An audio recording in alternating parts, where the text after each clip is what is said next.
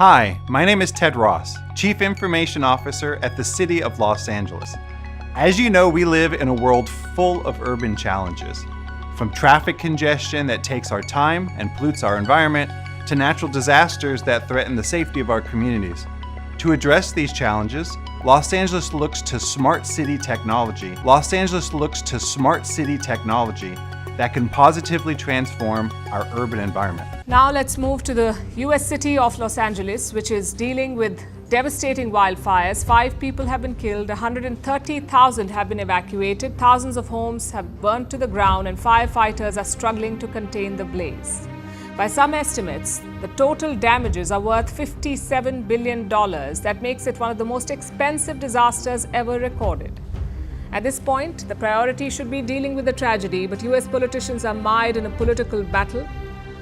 As Los Angeles continues to burn, they're fighting over fire hydrants and debating whether they had enough water. Our next report tells you more. Welcome to the Hollywood Hills, a legendary neighborhood in the heart of Los Angeles. It's home to countless celebrities, a front row view of the world's most influential studios, and the iconic Hollywood sign. But tonight, it's not the lights of Tinseltown that are shining bright, it's the glow of destructive flames. Wildfires are tearing through Los Angeles, leaving devastation in their wake. The Hollywood Hills now stand directly in the line of fire. Across the city, the devastation is heartbreaking. At least 5 lives have been lost. Over 130,000 people have been forced to flee their homes. Please leave the area. Even the richest and most famous haven't been spared. Prominent celebrities like Paris Hilton and Adam Brody have lost everything. Entire productions have gone dark, the Oscars have delayed their nominations, and a city built on storytelling now grapples with a real-life tragedy. Getting everything, our house is on fire. That's our house. You can tell it's next, and we're getting out. The first flames ignited in the Pacific Palisades. Within hours, the inferno spread to 4 other areas: Pasadena, Sylmar, Hollywood Hills, and the Acton region. Only one fire has been contained so far. The others continue to ravage the city. Fast-moving flames, fanned by powerful winds, have leveled 1,500 structures.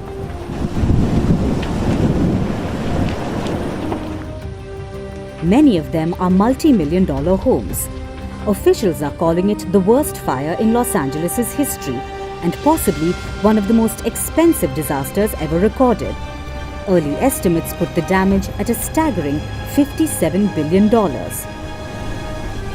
Well, it's kind of sad, I mean, everybody's lost, not just this community. The community next door, I'm sure all the people up there have lost everything.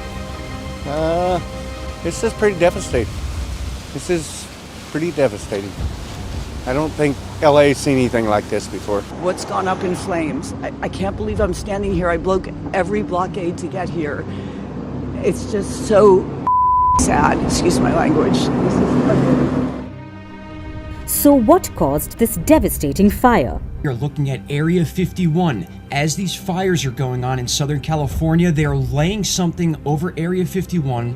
It's then being shot by the next-rad radar system. You can see that clear as day right here. It is then expanding and being dropped right over Southern California. And then take a look at what happens to Area 51. This is totally insane. This is not normal, and this is not birds or bugs. I can promise you that. There is something very odd going on with the military or something that's taking place in Area 51 and then being dropped in the sky, which is then carried over by the jet stream or some sort of wind pattern into Southern California. I talked about this yesterday when we predicted these wildfires based on a northwest anomaly that we saw, again from the next-rad radar system, which then led to insane wildfires in Ventura County. Now we are seeing more and more of this being dumped over Area 51 and then flows into Southern California. What is going on here? And then look at how the next-rad towers go absolutely berserk. There is no chance that this isn't related, my friends. This is now 2 days in a row we have captured this happening over Area 51 and flowing down into Southern California,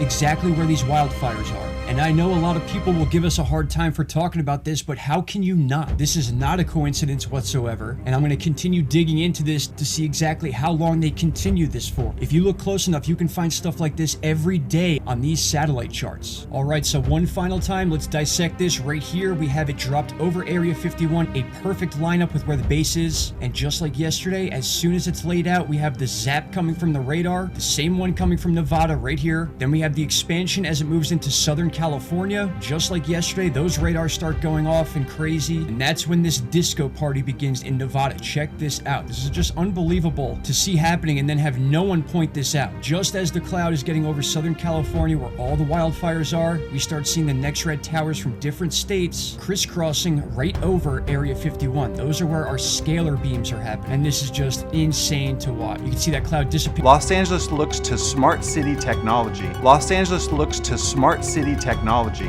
that can positively transform our urban environment. But we do have a superpower. Straight out of science fiction's X-Men: The Last Stand. It's called weather modification, or cloud seeding. We can't create the cloud. There has to be an existing storm system. We just give it a bump. Yeah. Garrett Kamens heads up one of the largest cloud seeding companies in the U.S. Has the desperation in the mega drought made the interest in cloud seeding skyrocket? Oh, definitely. There are currently 42 cloud seeding projects across the American West, like this one in Utah, where they take planes like this with flares attached. They fly right into the storm and send microscopic particles into the cloud. Particles that act like magnets for water droplets, bonding together until they are heavy enough to fall to the ground as rain or snow. Is it gonna rain in Dubai today? Just so I know. I have to drive back from Abu Dhabi to Dubai. No. It's not raining. It's a sunny day. The UAE government invested more than $20 million in research to start a process called cloud seeding. The UAE performs around 1,000 hours of cloud seeding a year, and it's all controlled by this building in the National Center of Meteorology in Abu Dhabi, where they track the whole process. Now, the most amazing thing is that that cloud up there, which was generated by the engine, is just a mixture of hydrogen and oxygen. It's water vapor. And in about an hour's time, someone in Mississippi is going to get wet washing. It will actually rain.